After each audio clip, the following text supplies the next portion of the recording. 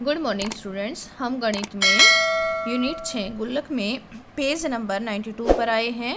यहाँ पर दिया गया है इन्हें भी करें। तो इसमें है पहला सवाल है, राज ने 300 रुपये में एक कुर्सी खरीदी और उसे 400 रुपये में बेच दिया। बताएं राज को लाभ हुआ या हानि। तो यहाँ पर हम देखते हैं कि राज ने 300 रुपये में खरीदी और 400 रुपये में बेच दी। तो यहाँ पर क्या है कि 300 रुपये में खरीद कर 400 रुपये में जब उसने बेची तो उसको यहाँ पर 100 रुपये बच गए, यानी कि 100 रुपये का लाभ हो गया। तो बताओ राज को लाभ हुआ या हानि। तो राज को यहाँ पर क्या हुआ, लाभ। उसके बाद है दूसरा सवाल है, एक दुकानदार ने एक किताब 115 रुपये में खरीदी और 100 रुपये में बेच दी। बताएं दुकानदार को लाभ हुआ या हानि। कारण भी लिखें। यहाँ पर हम देखते हैं दुकानदार ने 115 में खरीदी और 100 रुपये में बेच दी, यानी कि उसको 15 रुपये का नुकसान हुआ। 15 रुपये का नुकसान हुआ तो यानी कि दुकानदार को 15 रुपये की हानि हुई। कारण भी लिखें। कारण क्या लिखेंगे हम, विक्रय मूल्य क्रय मूल्य से कम है। विक्रय मूल्य क्रय मूल्य से कम है, यानी कि जो विक्रय मूल्य क्या होता है, जिस मूल्य पर उसने बेची है, और क्रय मूल्य जिस पर उसने खरीदी है। तो इसका कारण हम क्या लिखेंगे, विक्रय मूल्य क्रय मूल्य से कम है। अब आगे है तीसरा सवाल है, मोहिनी ने चूड़ियों का डिब्बा 60 रुपये में खरीद कर 70 रुपये में बेच दिया। बताएं उसे कितना लाभ या हानि हुई। तो यहाँ पर हम देखते हैं मोहिनी ने चूड़ियों का डिब्बा 60 रुपये में खरीदा, 70 में बेच दिया, यानी कि उसको 10 रुपये बच गए यानी कि उसको लाभ हुआ। तो उसको 10 रुपये का लाभ हुआ। क्या लिखेंगे, उसको 10 रुपये का लाभ हुआ।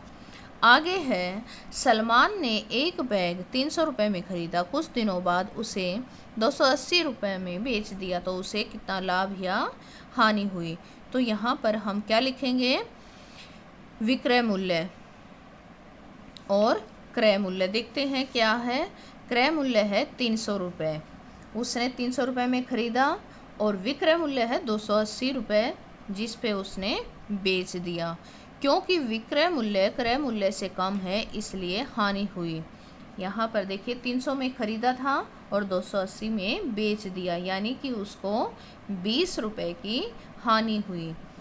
बेच दिया तो उसे कितना लाभ या हानि हुई। तो 300 रुपये में से जब हम 280 घटाएंगे तो कितना बचेगा, 20 रुपये।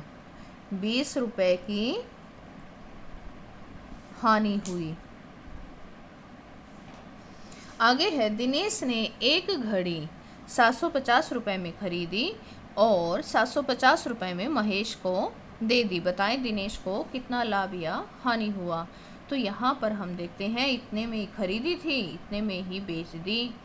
तो क्या करेंगे, विक्रय मूल्य और क्रय मूल्य दोनों बराबर हैं, इसलिए उसको ना तो लाभ हुआ और ना ही हानि हुई। उसके बाद है, कविता ने एक पुरानी कुर्सी 200 रुपये में खरीदी, उसको ठीक करवाने में 50 रुपये खर्च किए, उसने वह कुर्सी 280 रुपये में बेच दी। उसे कितना लाभ या हानि हुआ।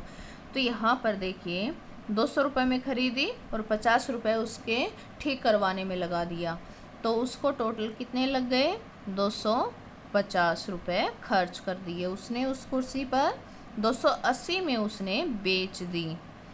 तो 280 में से 250 घटाएंगे तो हमारे पास कितने रुपए बचेंगे, 30 रुपये। तो उसे 30 रुपये का लाभ हुआ। क्या हुआ, लाभ, क्योंकि उसने टोटल कुर्सी पर 250 रुपये खर्च किए और 280 में बेच दी, तो उसको 30 रुपये का लाभ हुआ। आगे है, खाली स्थान भरो। जिस कीमत पर वस्तु खरीदी जाती है उसे वस्तु का क्या कहते हैं, जिस मूल्य पर खरीदी जाती है उसे वस्तु का क्रय मूल्य कहते हैं। क्या कहते हैं, क्रय मूल्य कहते हैं। जिस कीमत पर वस्तु बेची जाती है उसे उस वस्तु का विक्रय मूल्य कहते हैं। क्या कहते हैं, विक्रय मूल्य कहते हैं। वस्तुओं को क्रय मूल्य से अधिक मूल्य पर बेचने से क्या होता है, लाभ होता है। वस्तुओं को क्रय मूल्य से कम मूल्य पर बेचने से हानि होती है।